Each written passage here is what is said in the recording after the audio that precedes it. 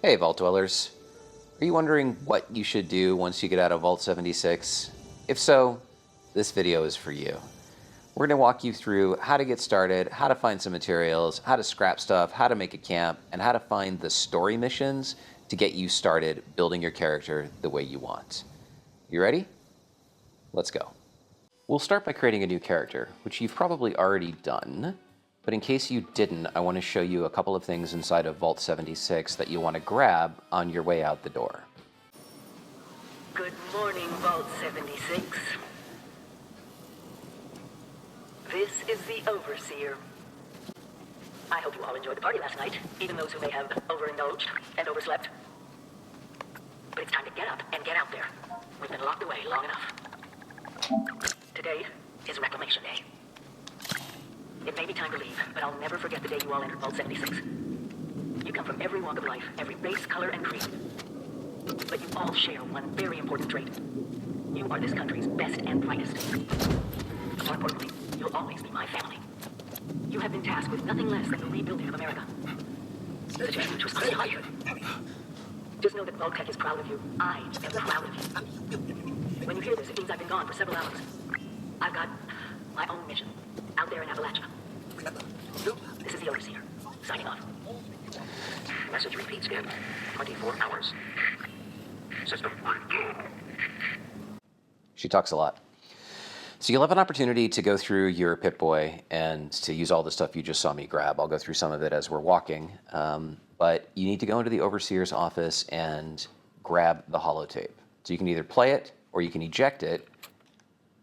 And then from inside of your Pip-Boy, come over here to Holo and play it. So we'll listen to what she has to say while I finish out the last of the grabbing of the stuff to exit the vault. Overseer's log, or should I say, direct communication. Because whoever is listening to this had the moxie to try to find out where I've gone. But I'm glad you did. Truth is, I need your help. I've been given a task and I've decided to break protocol and tell you what it is. Because if there's one thing I've learned in these past few years, it's that we need to rely on each other. There were 3 active nuclear silos in Appalachia before the bombs. They blew up the world before. We can't let it happen again. So we've got to locate and secure all of the silos. Or die trying. Hopefully the former. But it's been 25 years. I just don't know what we're gonna find out there. Or where to start. My directive was to go to the nearest population center and assess the situation. I'll set up a camp on the way once I get my bearings. Find me there. All right, let's get on with it. Goodbye. Ciao. You have an opportunity to choose how you want to start your adventure. You can either start at level 20, and it says it's the best choice, and that's true because you start with a bunch of stuff. But I still recommend that you start out at level 2. You'll get the most experience in building out your character, and honestly, it's just more fun. They introduced the level 20 thing because, well, people just didn't want to start at level 2. I'm going to go ahead and choose Inspirational, which is going to give me a plus 5% experience point bonus when I'm on a team. You should always be on a team. We'll talk about that in a second. So let's take that, and off we go.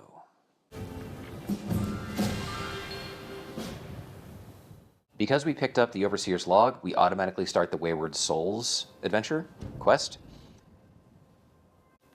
But if for some reason you didn't, you can get it from a couple other places. I think you can get it from Pennington. You can also get it from some people up north. So this guy's going to tell us some stuff. Those young ladies down there, they seem... They haven't yet made any untoward advances, but... Whenever you're presented with a dialogue list, the top one is the one that will advance the dialogue if it's necessary. The rest of them are just conversation, and you don't have to choose the last one unless you feel like being polite. In this case, with Pennington, there's no actual purpose to this. He's already asked us to do something, so we'll just run down the hill here. And before we talk to these 2 nice ladies, I'm going to introduce you to the donation box. This is new. You'll find these all over Appalachia. I'm not talking to them yet. You'll find these all over the place, and they're places where players deposit stuff that they think you might want, or that they don't want anymore, or that they can't sell. Anytime you see something, feel free to grab it.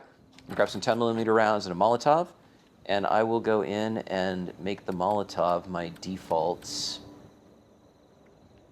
Actually, I've already got frag grenades as my default, so we'll keep that.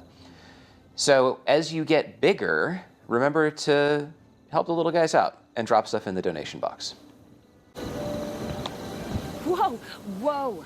Just a friend here, not a threat. Just had some questions for you. You came out of the vault, right? I thought it was empty. Wait, is the door still open? God damn it. We got a tip from the Wayward. Heard of the place? Ah, the Wayward. After you gave him the last of our caps. And he said that inside that vault is the...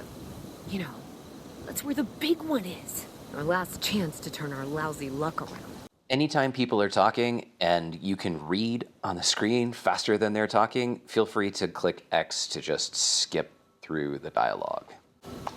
You know, the thing that brought... Well, yeah, there was this big broadcast, but... I told you, Lacey. The guy was scamming us. But... No. Someone has to know something.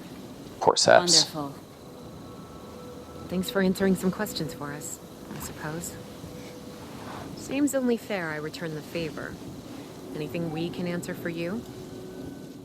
Since I chose the experience point boost for being on a team, I have +2 charisma, so I can leverage that. I guess I could spare these. Here. There we go. We got some more stuff. Here we're presented with a bunch of useless dialogue parts. You can use that to find out more about your environment and learn things and stuff. We're just going to move on. So we're going to go down here. Oh, hello.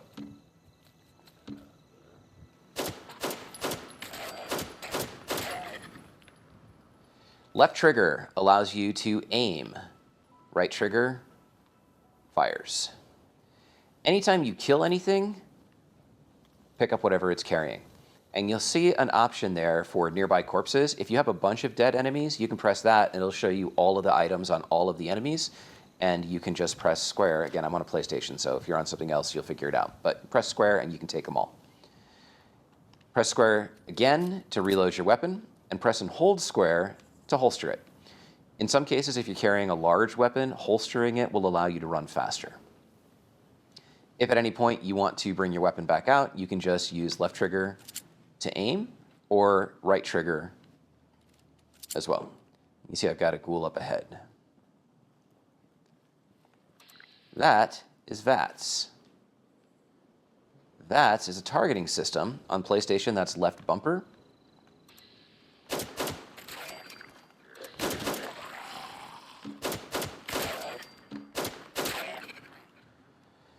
VATS consumes action points, which you see in the bottom right there.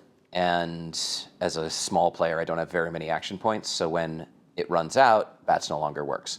But VATS is great for not having to just sight in and figure out who you're shooting and stuff. And as you get more advanced, you can pick a perk card that'll let you target a limb or a head or something else for specific impacts. Just take everything they've got. Reload my weapon.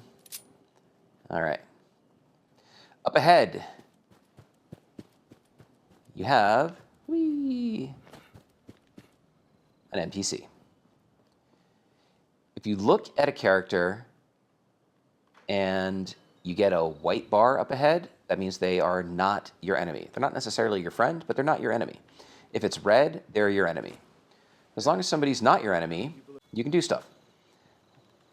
We're going to grab whatever he's carrying around. Anytime you see stuff on the ground, take it. They don't care. And from the beginning, you want to scrap everything. Action points do recover over time. Running also uses AP. But if you stop, you'll see that they come back. And there are perks that you can get and food items and things that'll give you a fast action point recovery. All right, I just grabbed some glowing fungus, and we're going to run back down here and cook it. This will introduce you to food. As soon as you pick up a food item, you will learn a basic recipe for it. And throughout the land, you will discover additional recipes and ways to combine different food items to do different things. In this case, we should be able to make glowing fungus soup. Whenever you see an item that's grayed out, you don't have the materials to cook it, but you know how to make it. On the left, it'll tell you what its benefits are, and on the right, it will tell you what you need to make it. So we can make glowing fungus soup. That'll give us some hit point recovery and some rad resistance. It'll also restore 10% of our food meter and 15% of our water meter. So I'll go ahead and make that.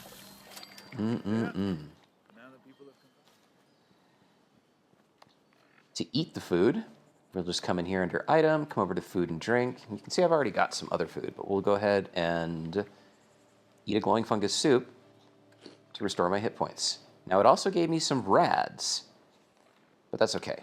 Rads aren't bad. Rads are the red part on the right side of my health meter, and they reduce your maximum health. So as you take on more radiation, you don't necessarily lose health, but you can't gain as much health until you recover. I'm like totally off the path. Until you remove the radiation, which you can do with Radaway. I have some Radaway, but I don't need to take it yet. Now, from here, you can follow the path down, or you can go off the path. If you go off the path, you will always find new things. Sometimes those things will want to kill you. Sometimes it's just crafting ingredients. You will find logs. Pick up every log that you find because you're going to build a camp and you're going to need lots and lots of wood scraps. Ah, there's a thing out there. Is it friend or foe? Well, let's point a gun at it and find out. Looks like it's a friend. Great. Nobody gets mad if you point a gun at them, so don't be afraid. See this pool of water over here? There's stuff. What do we got? Ooh, a fishing rod. You can scrap that into something. Mute fruit. And a fire cap. I'm telling you, pick up everything. Snaptail, you can make sugar out of that. Now, at some point, you're going to have to deal with your weight, but we'll cross that bridge when we get there. Cooking requires water. You can drink the water. I don't recommend that you do. Instead, you can collect it, and while you take on a little bit of radiation, that gives you water that you can then boil, which you can then use to craft things without getting sick. So here's another cooking station.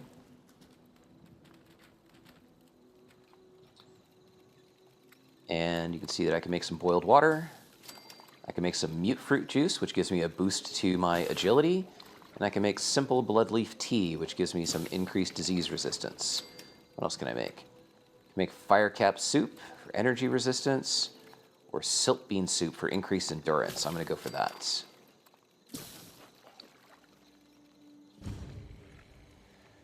Food will go bad over time. You see on the right side there, it says CND, that's condition.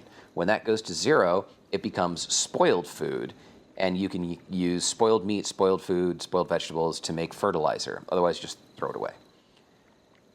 So we'll drink some simple bloodleaf tea, some silt bean soup, and some mute fruit juice. And over here under stats, under effects, you can now see that I have some benefits that will last for the next 30-ish minutes. That's how you gain abilities and gain perks and gain things that allow you to move up faster in the world. Now we just discovered a new location. Don't worry about the fact that everybody's dead.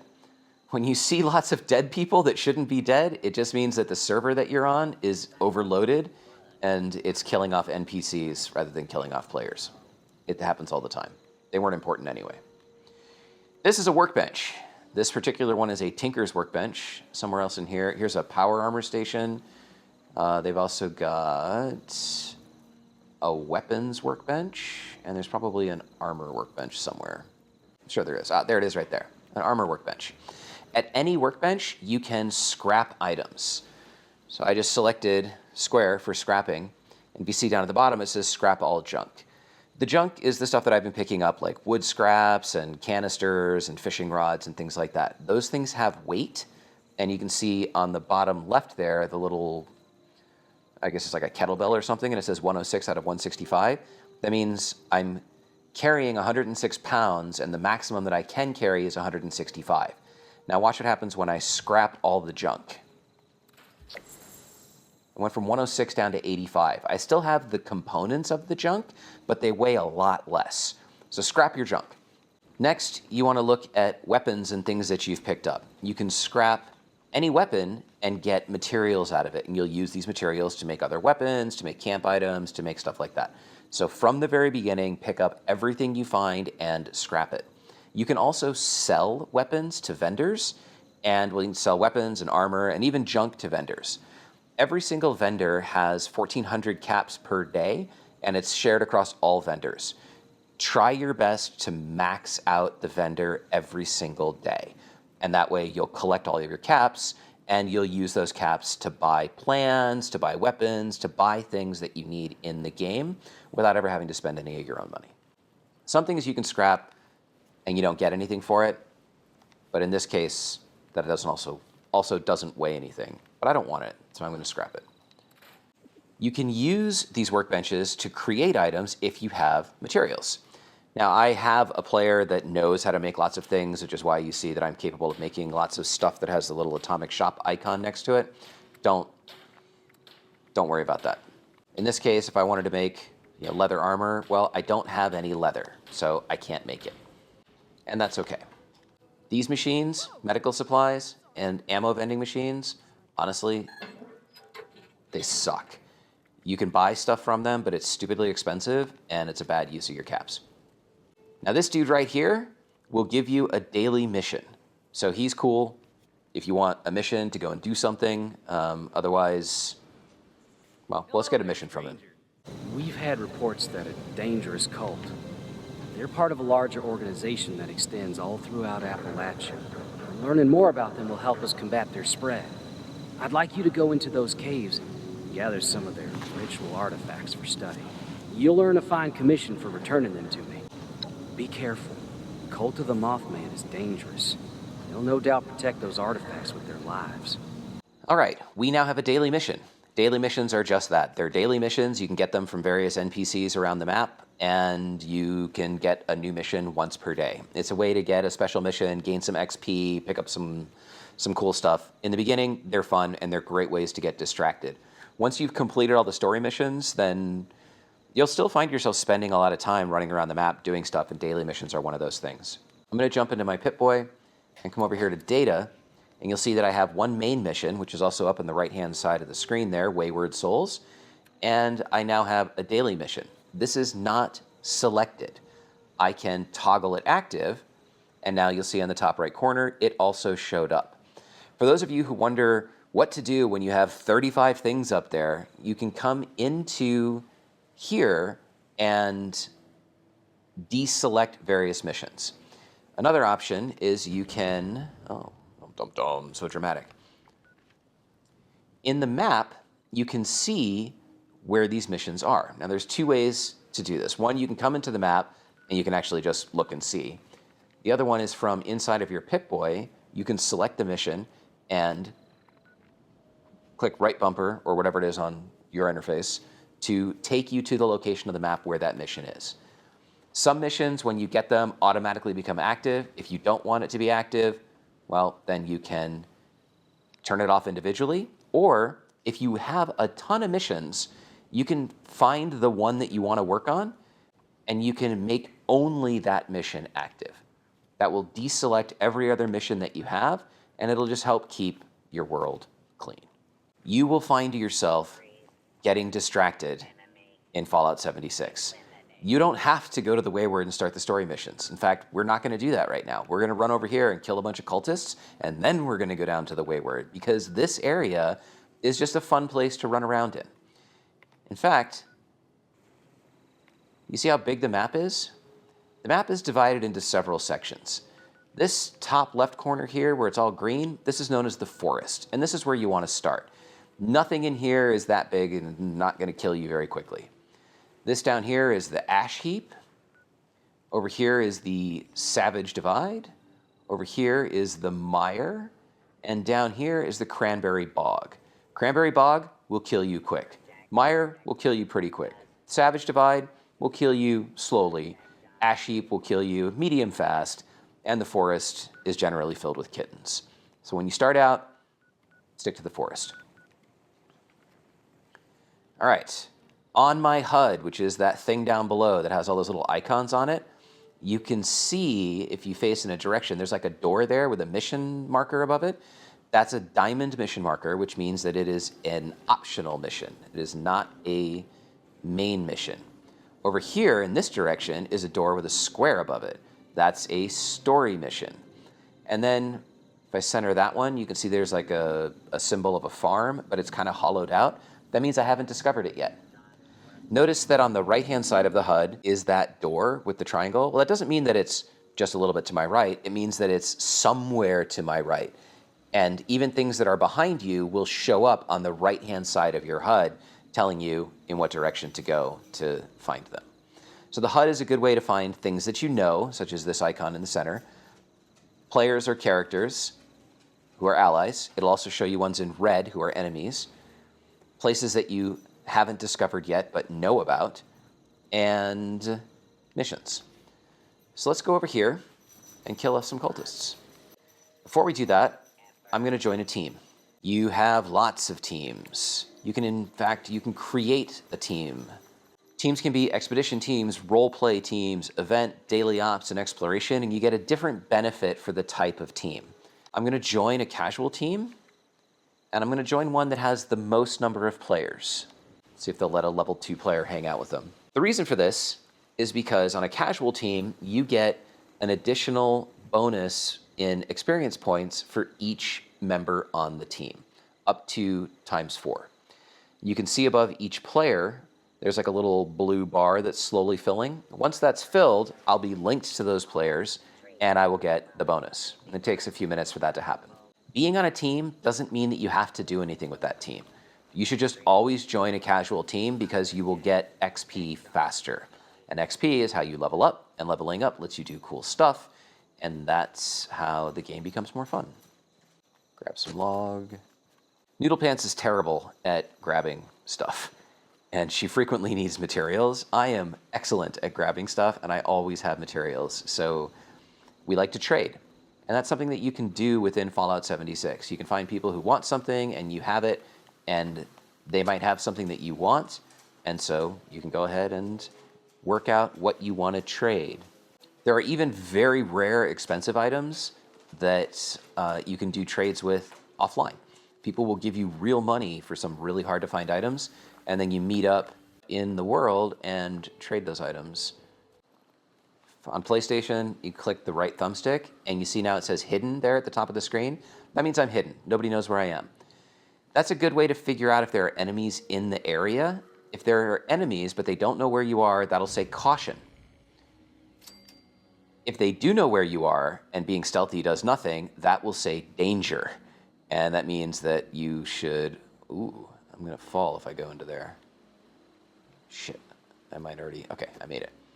That means that being stealthy isn't going to save you anything, and so you're probably better off just unstealthifying yourself and killing whatever's looking for you. Mothman cultists. We're going to go get some artifacts from them and kill them dead. When you see a menu option like this is known as a private location. And there are two ways that you can enter it. You can enter it solo, which means you're the only one who's in there, or you can enter it as a team leader or with your team leader. In that case, multiples of you are in there. Private places are just that, they're private. So that means that the items that are in there are unique to that instance of the item. So if I go in solo and you go in solo right after me, you and I will be in two different locations. And what happens inside is unique to the instance that you're in. So it's only if your team leader has gone in there and you join them that you can have multiple people in the same private location. You see those diamonds on the screen there? Those are the locations of the quest items that I need to find. They also show up on my HUD, showing me their distance, their direction, and whether they are above or below me. That little noise says that I'm now linked with my other teammates, and I now have a 4 times bonus on experience points. So I will level up faster.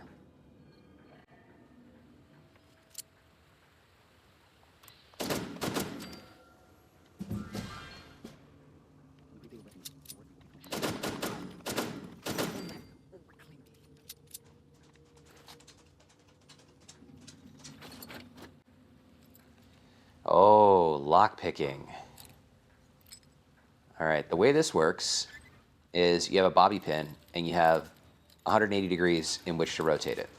So it started in the center there, and I'm going to turn the lock slowly, and it might actually just open. It did. So that's a level 0 lock. So it opened. We'll see if we find another one along the way that doesn't open, and I'll show you how that works. I'm going to go stealthy here because there's somebody up ahead. Guiding us through the darkness to his divine light. These guys are so dramatic.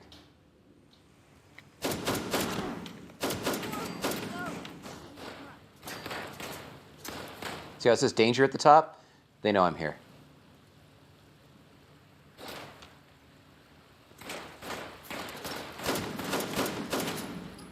Ooh, that person's really far away.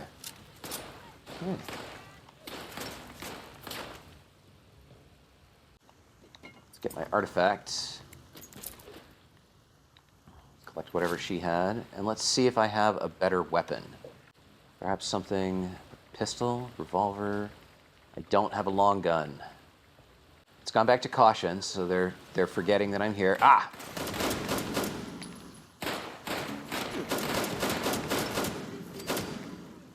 Nice. Ah, she had a rifle. Switching to the rifle.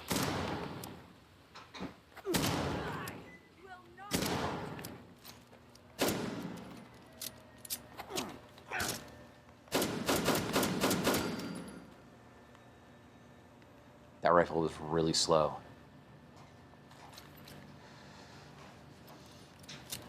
All right, but they're all dead. So let's go grab the last artifact, and then we can be on our way. Got lots of junk here. Hopefully they don't roll up on me and kill me while I'm showing you how to pick a lock. So you see here, it wiggles. If you do that too hard, it'll break your bobby pin. So I like to go 45 degrees. All right, so it started to move, but not enough. So now I'll go another little bit further, and now you can go. If I went a little bit further, but I couldn't turn the lock as far, then I know I need to go a little bit in the other direction. This is a magazine. Nice. Magazines give you stats bonuses for a short period of time. They're also a good item to sell if you're not going to use them. Where's the... Oh, it's the rats. That's what's seeing me. Bye-bye. All right, so it can't open this door. It tells me that it's a skill level 1 door, and I have skill level 0. That's very sad. The way that you get additional lockpicking skills is by equipping lockpick perks. Alrighty. Now we'll try and get out of here. These are bone chimes. These are like alarm systems. If you take them, you can scrap them and get bones.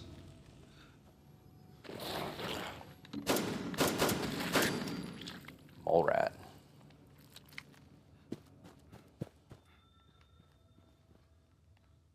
Same thing with can chimes. I think I'm just lost in this cave now.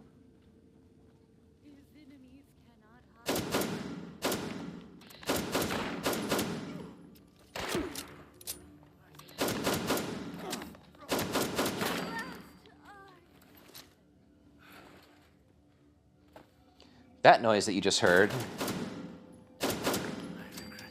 means I am now overweight. I've picked up too much stuff. And I now cannot fast travel. Now walking too quickly will drain action points. And that's fine. We'll deal with it in a second. Meanwhile, I'm just going to collect everything that I can because I'm going to scrap it. This place is gnarly. Ah, okay. Now we know where we are. Let's scrap all our junk. And I'm now underweight, so that's good. So I can keep the rest of the stuff to try and sell it to a vendor. Where's my door? Yeah, this is where I wanted to go. All right. It's always nice when you leave a trail of dead bodies as breadcrumbs. Cooking station. Oh, dude, I'm totally in the same place I was. All right, let's see if I can just fast travel.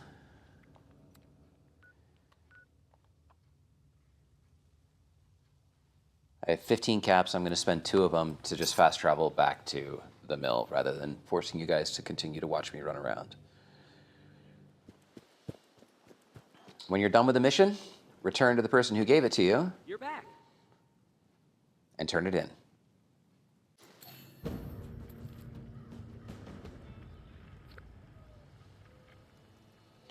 All right.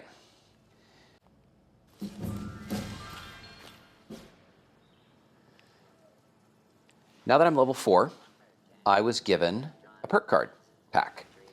So if you go into your Pip-Boy and then press triangle, you can see that I have perk card packs. Let's open it. You get a piece of bubblegum and you'll get some cards. These cards are random. And in the beginning, you're just going to have to take what you can get and try and build a character around them. Over time, you'll be able to choose perk cards as you level up and place them into the various slots. There's also a terrible joke in every single one. Every single time you level up, you are able to add a perk point into one of these slots. And each slot can have 15 points maximum.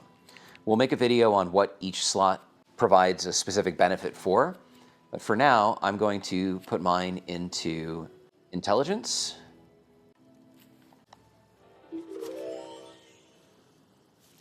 And luck.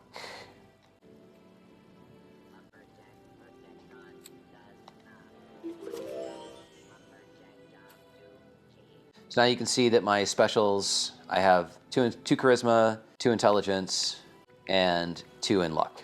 I don't have luck cards in place, so there we go. There's the luck card that I chose. Now that's there. And an intelligence, there's the intelligence card that I chose. Now here for charisma, that one that has a link, that's a card that's shared by one of my teammates. If I don't want inspirational, then I could take it out and I could put hard bargain in instead. The last thing I'll show you in this location is the stash box. Your stash box is a place where you can put things to store them. It's your stash. It can hold 1,200 pounds worth of items, and your camp, your vending machines, your refrigerator, all of the stuff that you can put things into share that 1,200 pounds.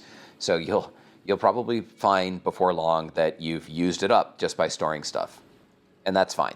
Weight management and resource management is a big part of the game. I'm not going to put anything in there right now, because actually I will. I'm going to put all of my junk in there because I need it for building. And that'll reduce my weight by somewhat. Everything else I'm going to sell when I get to a vendor. So there's a daily quest. And now let's move on to the real quest. As you approach your destination, you'll see on the HUD that it'll start to count down the distance to it. I don't know if that's in feet or meters or steps or full-grown cats, but it's a number, and it tells you that what you're after is nearby. You can swim through water. Over time, you see you pick up radiation from it. Actually, that's quite a bit of radiation. And you can also get disease from it, so watch out. Corn soup is a cool thing to have, so I'm going to grab some corn here so I can make that. And now we are at the Wayward. Outside of the Wayward is a donation box. Next to the Wayward are Brahmin, these cool two-headed cows, and a really scary robot that protects them. You can milk the Brahmin. Sometimes you'll get milk. Sometimes you'll get kicked. All right, I got Brahmin milk. Brahmin milk is a great way to reduce small amounts of radiation. So if you look at my health bar down below, you'll see that the radiation is diminishing and my health is increasing. Before we go into the Wayward, I'll show you that opposite the Wayward, now that we're here, we've picked up some miscellaneous quests. This is an area that has workbenches and is one of the Overseer's stash locations. So there's a plan for a backpack, there's some food, there's a bunch of workbenches, there's a stash box, so I can stash the junk. I don't have much junk to scrap. Ooh, lots of junk. Craft a piece of armor. So we'll just make a piece of leather armor. And the reason we're doing this is because it's giving us experience points. We want experience points. I'll make a throwing knife. That's cheap. And place my own camp. Okay. You place your camp by coming to a location, going into your Pip-Boy, and then pressing left bumper to move camp. And you'll see it's red because it overlaps with something. We move around until it turns blue. And once it turns blue, accept, and this is now your camp. You can build things. Now, once again, I have a bigger player. I know how to make lots and lots of stuff, so don't be alarmed by the volume of things that I'm able to make.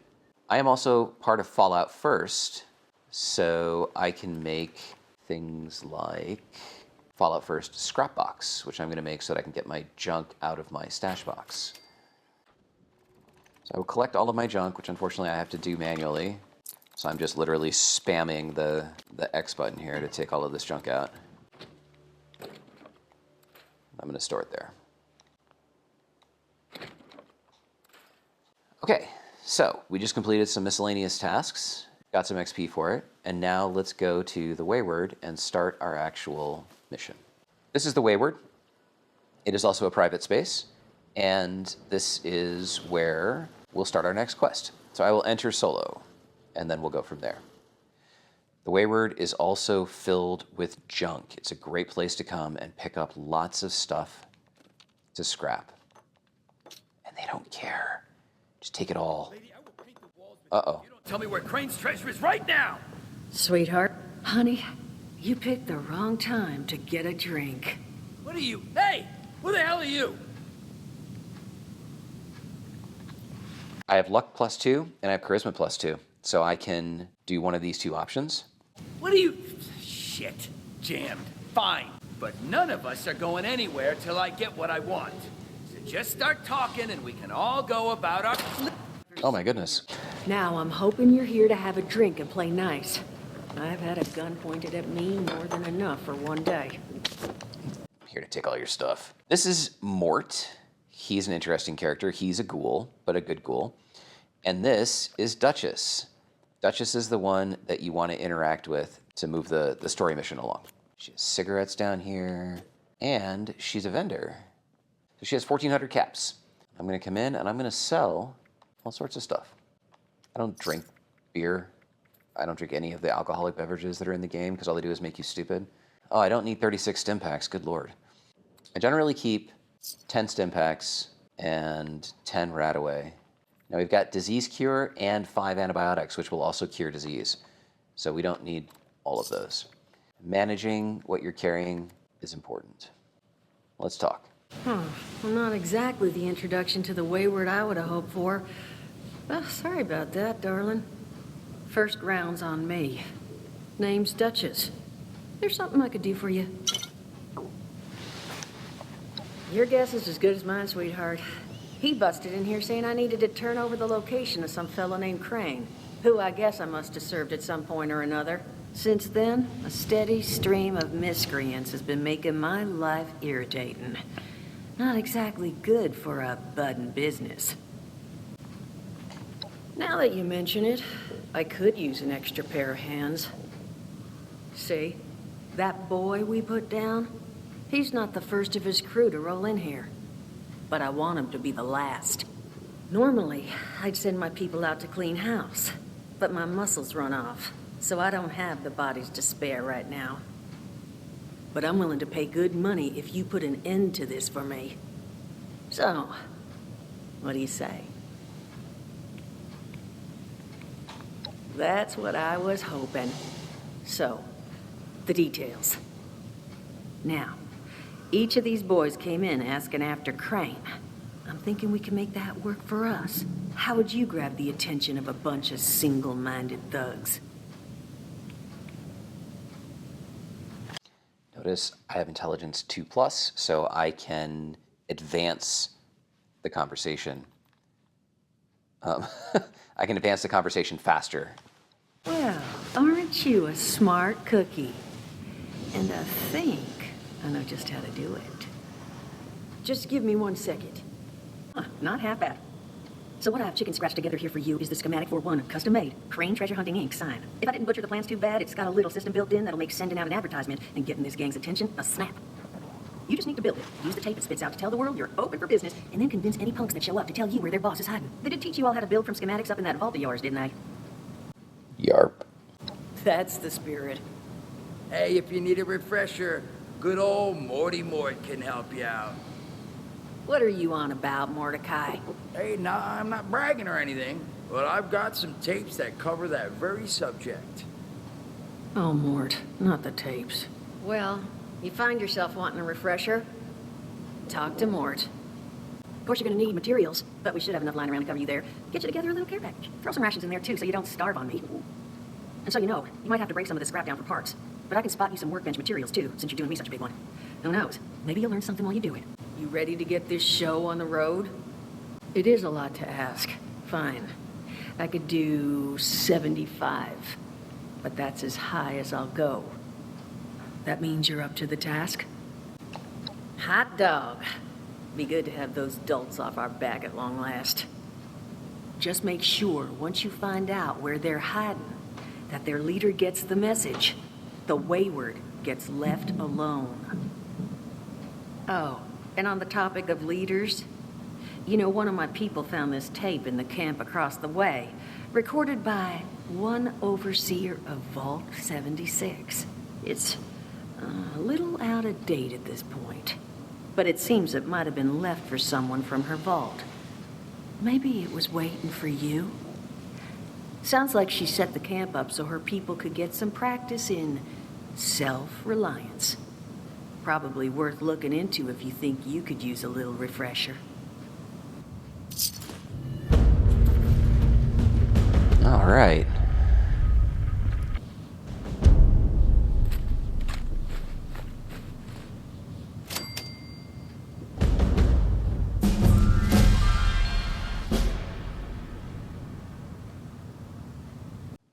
If you want to know more about building a camp, you can talk to Mort, and he's got like a correspondence course in camp building. You can see now that we've picked up a new main mission, First Contact. So here's where you start to branch off. We'll continue Hunter for Hire, but then you'll have to come back. You don't have to, but you should come back and start doing the First Contact missions. You can do them in parallel. It's entirely up to you. I will go into my Pip-Boy, go over to main missions, and actually disable First Contact. Now, for Hunter for Hire, need to read the plan in my inventory. Whenever you pick up a plan, it's going to be here under Notes, and using it means you learn how to make the item. That's what allows it to be available in your camp for you to construct. Same thing for recipes. Healing Salve, Forest. Oh, apparently that was the last one that I was looking for. I had no idea. Footlocker, small backpack, survival backpack. Other notes that you have are things that you'll pick up along the way. Some of them tell you things about characters or the story. They just make them interesting. I've reached level 5. So now I can disable pacifist mode if I want to actually fight with other players. I don't do that. And I have a point to put into somewhere. Let's put it into weapon accuracy in VATS. That's good. Action points in VATS. Up at the top there, you can see the points that you already have underneath all of the letters. So if you're wondering, did I already put a point in here? You can see it there. I'm going to go ahead and go for agility because I want more. Do I want more VATS points? No, I think I'm going to go with XP. I'll put it in agility. And then I'll get to pick a perk. Gunslinger's useful. I do shoot with a pistol right now. Extra damage. But I'm also using VATS, and I want my action points to regenerate faster. So I'm going to go with Action Boy. So you see that I picked up some extra cards, and it was telling me that I had unused points, so I went and put perk cards in those locations. Some of them I can't use, like this one I can't use until I'm level 7. So at this point, it doesn't matter what cards you have in there, just have something in there, and once you get up to a higher level, you'll start to actually shape your cards around the type of character that you want to be. We are almost done with this introduction. I just stuck my camp here because it seemed like a place, and I wanted to show you how to do that. But we can move my camp to somewhere else. So let's actually move it to a more flat location where it'll be easier to build, like this location here. That green border that you see, that shows you the perimeter. So you'll be able to build up to that point. So maybe you don't want to have trees in there that are going to block your ability to build stuff. When you move your camp, the stuff that you had before goes under stored. And if you had a structure, it would go in as a blueprint so that you could rebuild the entire structure itself. I only had 2 individual items, so they're just stored, and I'm just going to stick them anywhere. Camp building is a whole other art. If that's something that you're interested in, we have other videos that talk about and show some of Noodle Pants' great camps. So, weapons workbench.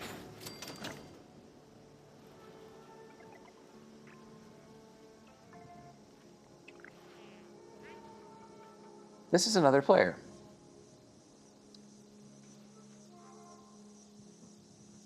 And he is going to drop some stuff for me. Oh, that's very sweet.